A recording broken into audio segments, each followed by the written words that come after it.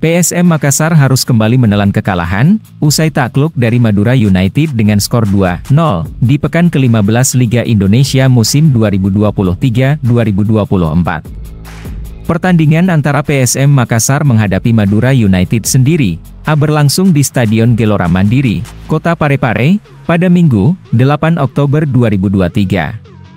Adapun gol-gol terjadi di pertandingan ini, berhasil diciptakan oleh Madura United melalui gol cepat dari Malik Rizaldi di menit ke-6 dan Lulinha di menit ke-52. Usai pertandingan tersebut, Bernardo Tavares pun mengucapkan terima kasih untuk para pemain yang telah berjuang selama pertandingan.